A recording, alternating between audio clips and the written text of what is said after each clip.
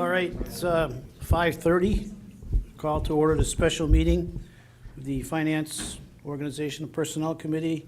The purpose of our meeting tonight is to continue our review of the proposed budget. If you wish to address the committee, use one of the microphones, please. Identify yourself by name and your address. The comments will come through the chair. And if you wish to speak a second time on any particular topic, I'll recognize you after everyone's been able to speak for the first time. Any comments can be sent to the city clerk's office until 1 p.m. on Tuesdays. One of the members is in attendance by Zoom. Mr. Remy, could you identify where you are and who's in the room with you? I'm alone and traveling for work. I'm actually in a car right now, so. Oh, boy. But I'm alone. Any objection to a member by Zoom? Okay. That being the case, we will, if in fact we have to take any votes, but I don't believe we'll have to do those by roll call. So the budget review continues. We're starting this evening with the fire department. It's on page 98. Chief?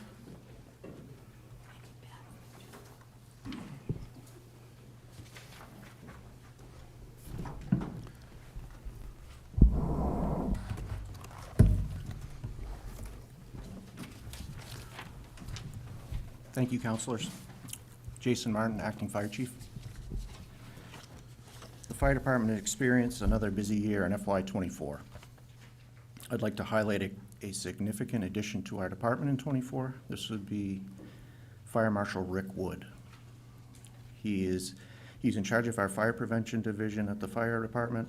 Along with his fire prevention duties, he also has responsibilities in community development as head of the building department. Rick is working to streamline the permitting and enforcement process for both departments. This will make a better experience in the end for the customer. With a straightforward process and permitting and enforcement, it should lead to more compliance, and better compliance means a safer community. So that's a key piece to it for us moving forward. We provide an all-hazard service to the city of Keene. This includes responses to fires and alarms, emergency medical treatment and transport, along with hazardous materials with our own hazmat team. The Keene Fire Department has resources and offers services that are envied by most fire departments. Our paramedics have RSI credentials. We have our own local hazmat team with 28 technicians. And we have our own technical rescue teams for confined space, water rescue, high and low angle rope rescue, trench rescue, and even large animal rescue. There is no other department in the state of New Hampshire that can collectively offer all of these disciplines alone to their citizens. So we have a well-equipped, highly trained fire department. And with that, our call volume continues to grow every year. In FY23, we responded to over 5,500 calls, and in '24, we are projected to respond anywhere between 57 and 5,800 calls, so an increase between 200 and 300 calls a year. Over the last year, the department has also seen a rise in nursing home calls within the city. And with the increased number of emergencies, it also means there is more of a chance for overlapping calls to occur. Overlapping calls triggers callback. So the more calls will produce more callback. This is why we've asked for 2 supplemental requests for callback overtime totaling a little over $27,000. Also, we have a supplemental request for service contracts for durable medical equipment.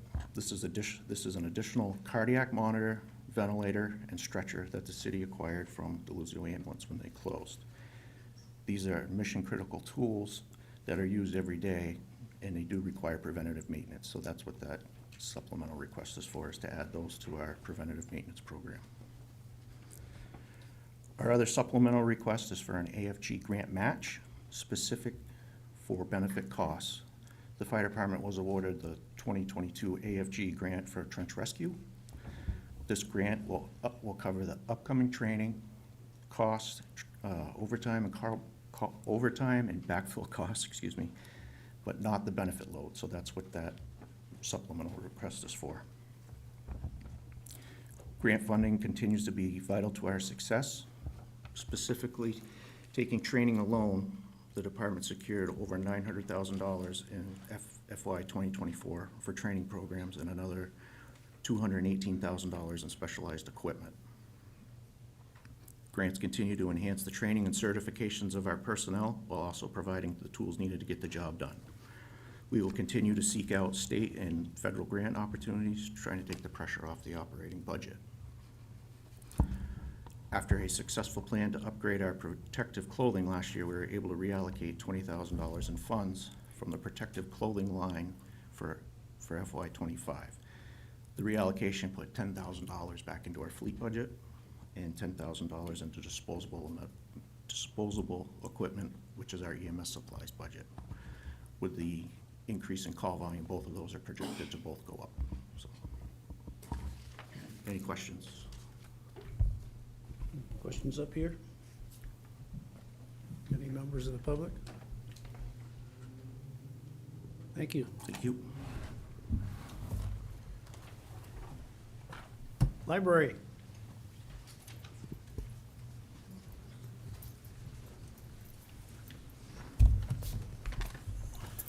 And that's page 107. Thank you very much. I will start in representing the board. My name is Dr. William Stroop. I'm the chair of the Board of Trustees and at 26 Barker Street. And here with Library Director Marty Fitz to move forward with our budget for this year. It's been an exciting year for the library. We're glad to have seen many of you and people across the city for our 125th anniversary celebration, 125 years in the Thayer building there on Winter Street. The budget request is fairly level for this year without any other major personnel changes, and we continue to be grateful to our wonderful Friends organization for support for programming, over $69,000 donated from the Friends of the Library, as well as supplemental funds that are managed by the trustees as well. So we're continue to be very grateful for the support of the city and to serve the community. And with that, I'll turn to Marty for more details. Hi there.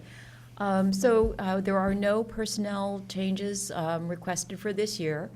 There are some changes, small changes for the non-personnel items. For the last 2 years, we only had a 1% increase on the non-personnel lines, and we've had high inflation over those course of the last 2 years as well. So what you're seeing are very small increases across multiple lines. In total, they come to $7,286, very small. Everything from $20 for the public printer, $50 for meetings and dues, repairs and training, communications, book amending supplies, and minor equipment. We asked for an increase of $300 on each of those lines. And then, repair maintenance and office supplies, we asked for a $500 increase. The biggest difference that you'll see in the budget is that this year we asked for a new line to be made for administrative software. Administrative software has been traditionally paid for out of the collections budget. So this year what we did was we took out the amount that we have been paying for software out of the collection budget and put that on to a new line. And then we added in another $2,800 back into the book budget to account for inflation for books. So that will pay for all of the very basic things that we need to run the library for software. It's things like supporting the graphics for our online cataloging, mobile support for the catalog, calendars for staffing, rooms and events, and the like. Separating that software will help us to better meet the national reporting standards that we have to make and the state reporting standards, and make it much easier for us to be able to track the software changes. The library does not have control over the PC replacement charges and the printer lease copier agreements. Those are all figured by the IT and finance departments respectively. As for revenues, the library revenues have rebounded from the pandemic levels. FY24 end of year income for room rentals and non-resident cards either align or exceed with the 2018 year revenues, which is the last year, full year before the COVID pandemic. The software management system for public printing was an excellent investment. Before that software was purchased, we estimated we were losing over half of the fees from our public printing. Now we're collecting all of that cost, plus we are making a small about $1,000 or so last year in profit on that line. Over the last year, we also adjusted several of the fees at the library. The non-resident card fee increased on January 1st by $5 for a 6-month card and $10 for a 1-year card. The lost materials fees were adjusted for inflation after we did a study of actual replacement costs. And the fees for after-hours supervision of rentals at the library was increased by $5 an hour to reflect the current average wage for a supervisor. The only revenue line that's not rebounding is the fines. That line has been dropped dramatically since about 2018, when it used to be $22,000. And it's now, for the last 3 years, stayed at around $8,500. That's mostly because online services make it much easier for people to renew their library books. They get notices automatically 3 days, 1 day ahead, and then it's easy for them to make those changes on the phone. We expect that that will actually decrease over time as well. And so in addition to the money that we have received each year from the Friends and from the trustees, we're also receiving about 30 hours a week on average from volunteers in the community who are mostly staffing our desk at the atrium second entrance. I'll be happy to answer any questions you have. Thank you. Questions here? Members of the public? Any other comments from the public? Thank you very much. Thank you. I just want to say, great job. I mean, this is, like everybody else needs some money, and you have a nice, tidy accounting. Thank you. Well, we recognize that we have been graced with a number of benefits over the last couple of years, and we really appreciate that and want to take a rest and appreciate the situation that the city's in. Thank you. Thank you. Thank you. Parks, Recreation Facilities, and Youth Services.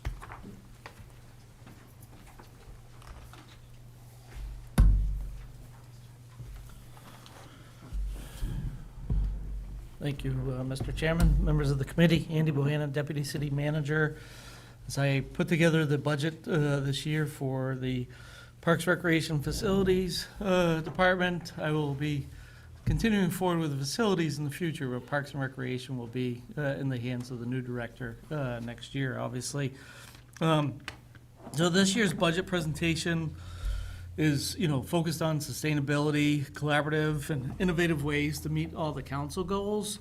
And the metrics and the narratives that you see in the book really are highlighted through careful effort of our staff, who have taken the time to really digest all of our data that we have and put together those narratives and those metrics. So I hope that you take the time to review those, and those are starting on page 112.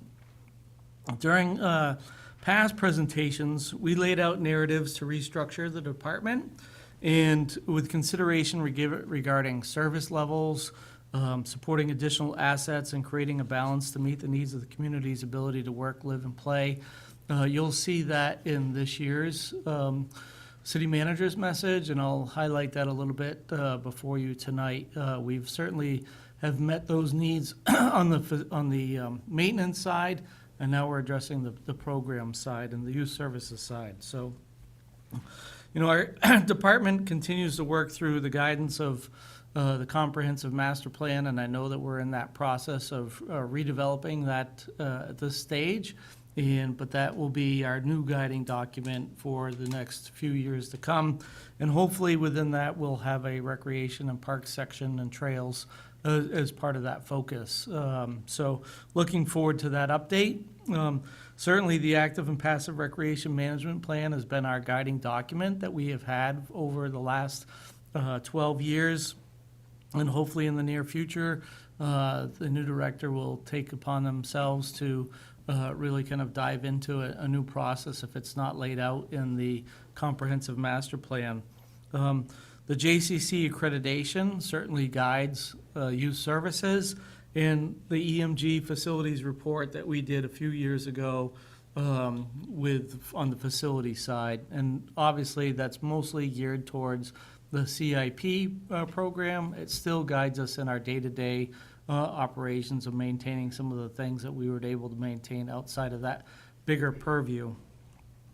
Youth Services, Alyssa Bender-Jesse is here with us tonight in the audience, and she has continued to increase the number of youth across Keene and Cheshire County. She has been able to utilize grant funding in the past, but this was eliminated by the state this past year. But she was able to make her case in front of the county delegation, and she did an excellent job doing so with increasing the funds that came into the city. That was before you last week at the last FOP cycle. So with that, she's now able to incorporate Jaffrey, Rindge, and Dublin, and all of the public high schools and some of the charter high schools here within Cheshire County and servicing.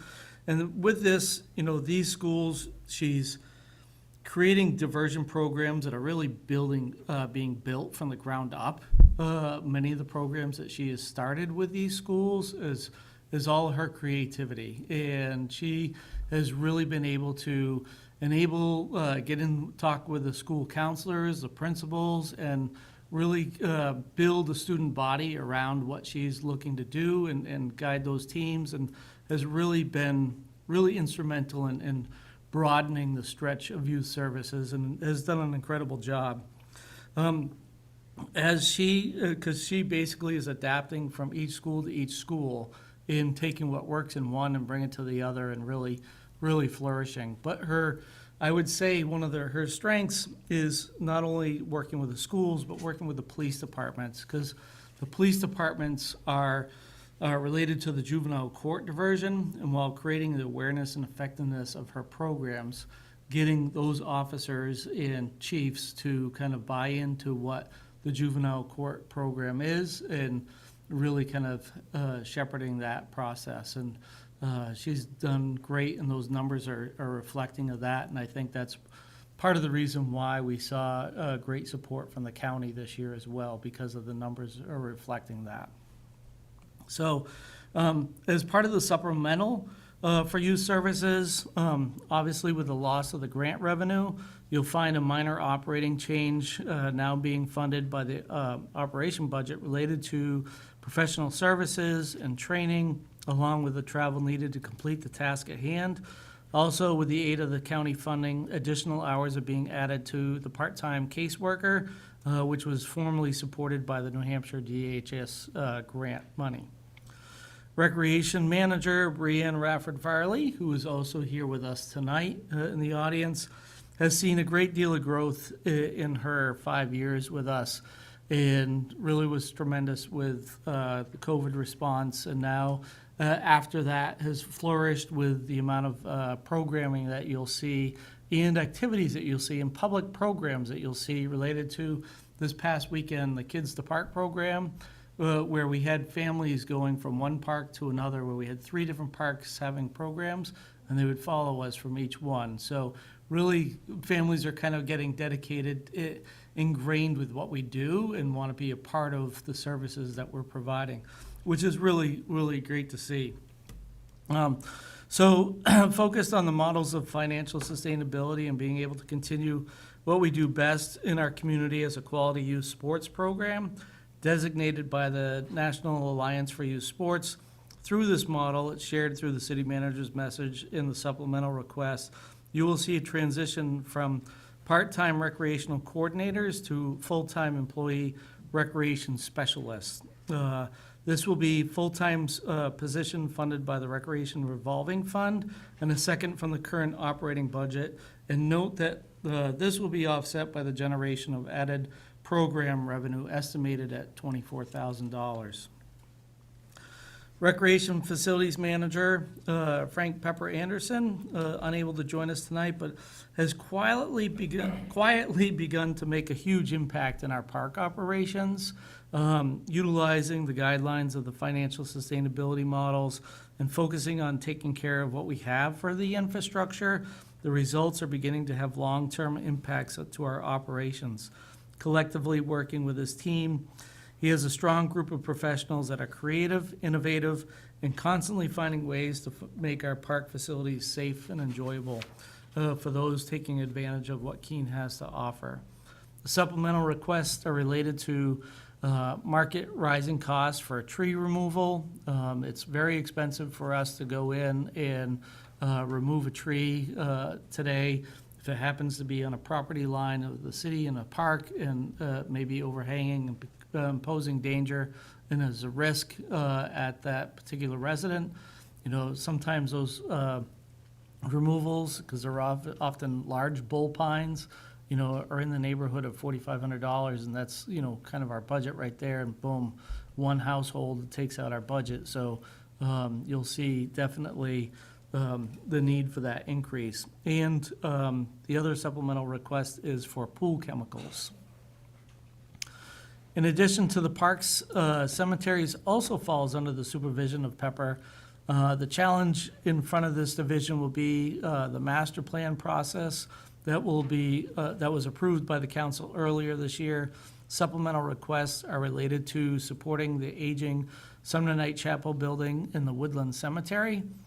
And then facilities, as we wrap up, Facilities Manager Scott Martin continues to do excellent work through monitoring his budgets closely and working towards meeting the city's sustainability goals. Facilities is now within the Deputy Manager's office, as stated, yet it continues to focus on implementing plans and focus on various asset management strategies for all of our municipal facilities. Supplemental requests are related to the increased electricity cost here at City Hall and a reflection of the city rate increases for fire lines and hydrants at the Public Works. In closing, you have one amazing team providing services, and with your support, we'll continue to flourish with the goals that have been set for the upcoming year in the budget book. Cost center details can be found on pages 112 to 128, supplemental requests on 22, revenues on 18, and I'd be happy to answer any questions you may have. Thank you. Questions up here? Yes, ma'am. You were talking about supplemental for electric, which is on page 122. Yes. It's a little over $10,000. What is the big increase? Like, why is the electric?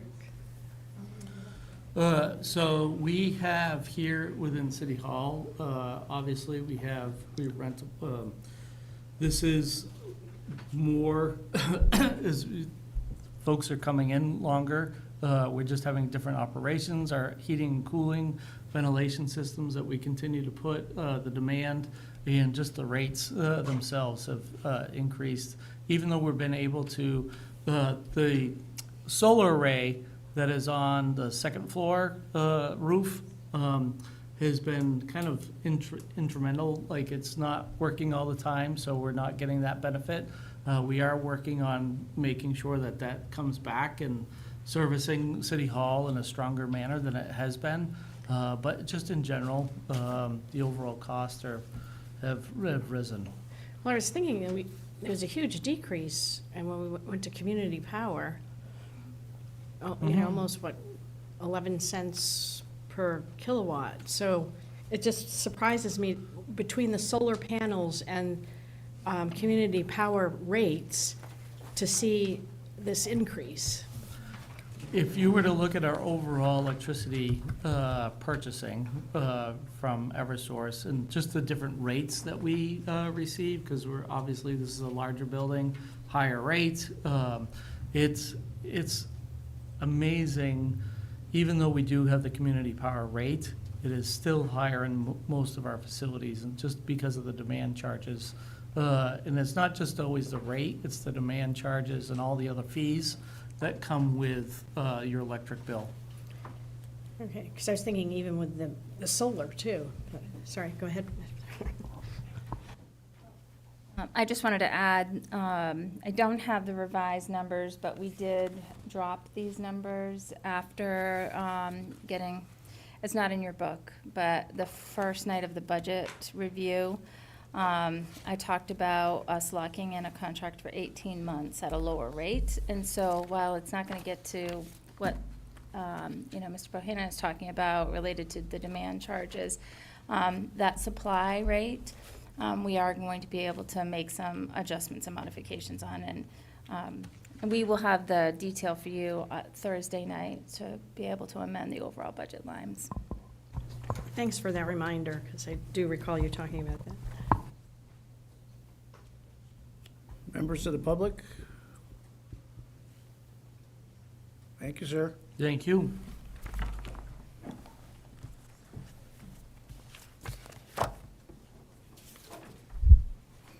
Chief?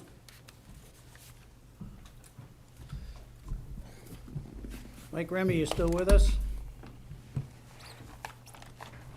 Hey, I'm still here. All right.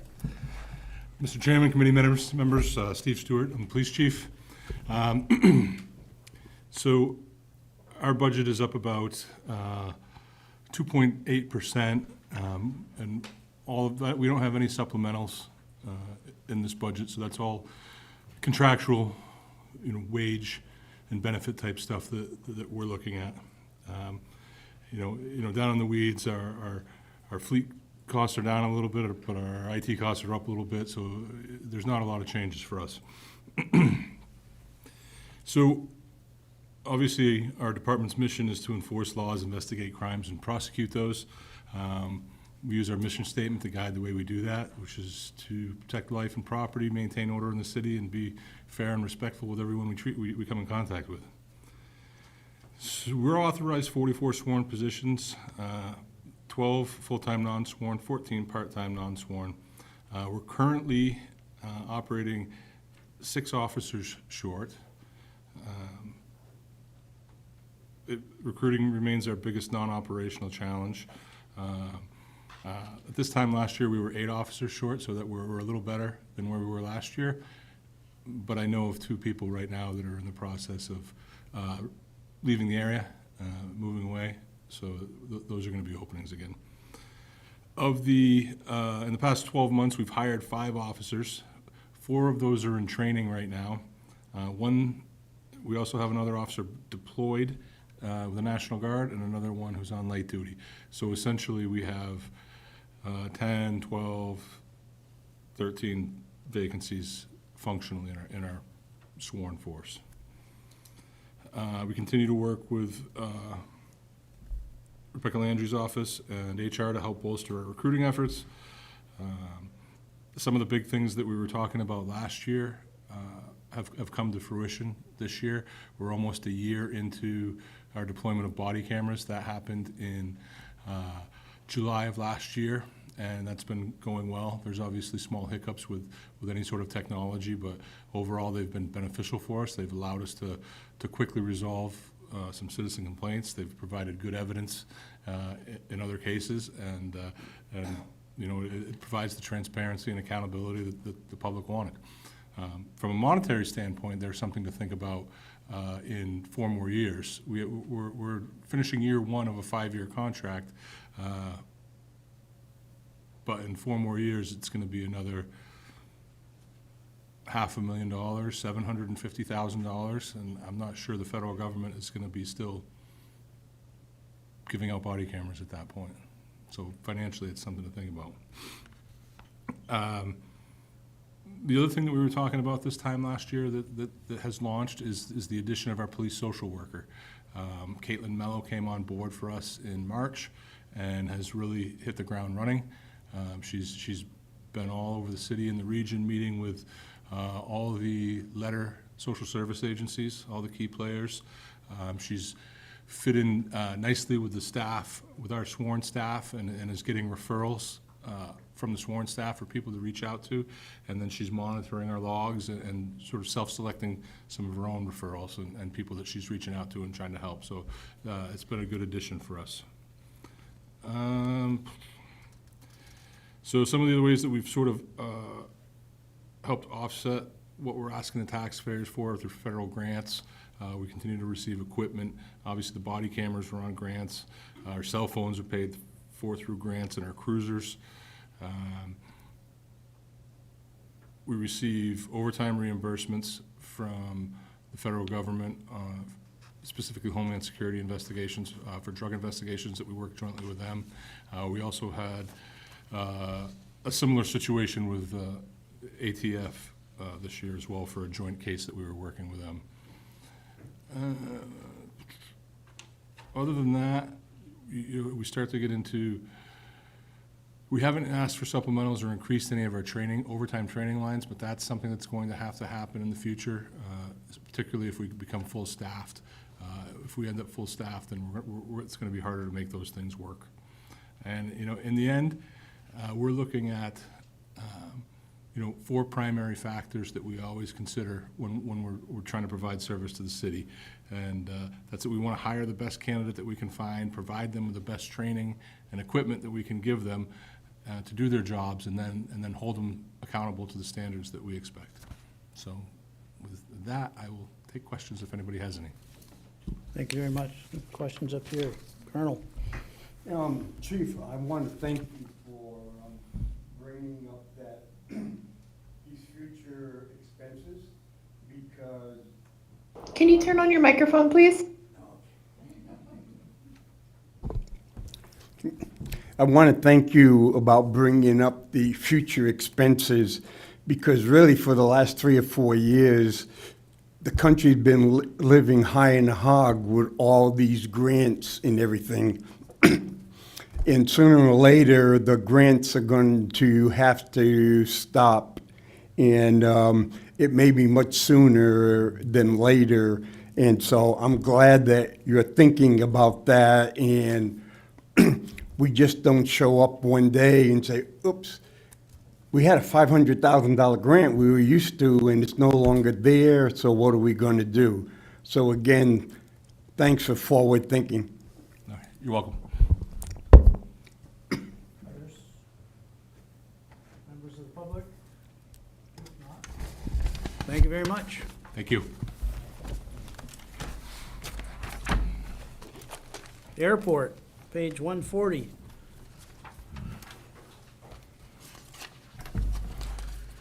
Good evening. Dave Hickling, Airport Director. You guys are almost done. Let's do it. So a bit about the airport. I think you'll see the budget's pretty simple. It's pretty level. Again, the primary goal of the airport is to provide a safe, secure, efficient facility for aircraft operations, and that provides the city and surrounding areas with convenient access for air travel. We do this every day, and it involves a tremendous amount of management and maintenance, and it's accomplished very well and very efficiently by a small but very talented and dedicated staff, and I just want to take a moment to acknowledge them and what they do. They're very conscientious with the budget. They understand the impact it has, and it's because of their hard work and that we can present a budget like this with a minimal impact to the community. So kudos to those guys. So a little bit about our airport. When I talk about the connectivity, we really have access to anywhere from this airport. Our infrastructure, our runway being the 3rd longest in the state, and having a full instrument approach, we can pretty much fly globally from this airport. We can accommodate the type of aircraft that can reach anywhere around the world, and we have those aircraft come in occasionally. So very vibrant airport. Also jobs directly. There are 3 businesses operating at the airport, and we also have a corporate flight department. All those are jobs that are dependent on the airport. people don't really realize the indirect jobs that are associated with the airport too. I mean, arguably, there could be thousands of jobs in our regions that are supported by or even dependent on the airport being here. So very big economic driver for us. And as a business development tool, so not every community has an airport, and there's businesses that want to locate to a community that has an airport. So as a business development tool, the airport's very vital to us. So goals for this coming year, we are very focused on trying to decrease that cost to the local taxpayer. In the last 4 years, we've been able to increase our revenues, either keep our expenditures flat or decrease them, and that's allowed us to increase that revenue to expense ratio for the last 4 years. So we're at almost to 75% of our expenses are covered by revenues. Part of doing that and moving forward is we're still working on developing available airport parcels. We're now working with a consultant to specialize in aviation business development to bring in new economic growth to the airport. And we will have an RFP coming out very soon for hangar development opportunities at the airport. We'll continue to maximize federal state funding for completing capital projects. We've used the airport or the FAA AIP grant opportunities quite a bit. This next year, we're going to be applying for a new grant opportunity we haven't used before as part of the bipartisan infrastructure law for an airport terminal project. That grant source is just like the AIP money, where it'd be 95% funded, so we'd be only covering 5% of that project if we get that. So a little bit about the budget we have. Again, it's pretty level. Just real quick on the revenues, which are on page 43. We kept most of those level, but we do have increases in basically the rents and leases, and those are through our contractor. Leases have the increases built into them. We did have 3 leases that expired. We renegotiated those for fair market value for current rates, which also helped on that. And expenditures on page 43. We pretty much balanced everything out. We were able to decrease our expenditures overall, and most of that was based on the fleet charges. That was a big help for us, that coming through. But we did decrease some of them and increase some based on historical use and just tracking what we had. Then we added 4 more lines, just so we can better track our expenditures. If you have any questions? Yes, ma'am. How many hangars do we currently have, and how many are rented and how many are actually owned by people and we only rent them the land? And how much room is there for growth? Like, how many more hangars can we add? And do we proactively search for potential hangar owners or Right. hangar renters? Yep, well, so start with the first questions. We have 32 T hangars, they're all full. We have 1 other hangar we own, that is full, and that's leased out. And I believe there are 6 other individually owned hangars that we have land leases on there. That was what the RFP will be for, this going out soon, is to try to get someone to build another of those private hangars. We have looked into the possibility of building new T hangars, but right now the cost of building exceeds the market value, so we would not be able to get enough rent to even pay the debt service to do that. So we're kind of stuck in a situation now where it's just not cost effective to build. We wouldn't be able to get enough rent to cover that cost. We don't really need to market to bring anybody in because we have a waiting list of people trying to get in here. Thank you. Yep. Has there been increase or decrease in the military using the airport for training? We don't really have a way to track that, just from visually. I think it's pretty, we can't really predict when they're gonna come in. We don't really know until we hear them coming, so I think it kind of goes up and down. I haven't seen any in a while, but we could have 3 next week, so it's. Yeah, because they always fly over my house, so that's Yeah. what I was asking. Do you have any vacancies, or are all your slots filled? For Your people, your personnel, we staff? do have an opening, yes. You do have an opening. So, those guys we were talking about, we could send them down there. We've been recruiting this week, both of us, for the Yeah. city. All right, any members of the public? Thank you.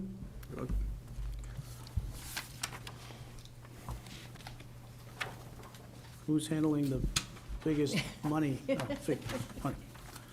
Compensated funds. Compensated funds. Good evening, Mr. Chair and committee members. So this year, after we had our audit, we were told that we need a compensated absence fund to help track and, the revenue going in and the expenditures coming out and the accruals of all of our employees. So this year, we added a new compensated absences fund at their request and based on a new GASB Statement 101, which establishes a unified model for the accounting and reporting of compensated absences to ensure transparency and consistency in financial reporting. Now, in the past, we have had compensated absences in our special revenue fund as a project, so we always tracked it within the big special revenue fund. This year, they said to us during audit that it needs its own separate fund, so it could be reported on separately in the audit. So we did that. So right now, the funds that are going into this compensated absence fund are our governmental funds, which is general fund, parking fund, and solid waste fund. The enterprise funds, water, sewer, and the internal service funds, like fleet, are being accounted for within the funds themselves. They weren't part of the requirement. So those are going to be, in theory, paid out as they go because the funds they're smaller and they can absorb those expenses. So for those, just a brief explanation, compensated absences are benefits provided to governmental employees and our employees that include their unused leave time, such as vacation accruals, sick time, and any other forms of paid time off.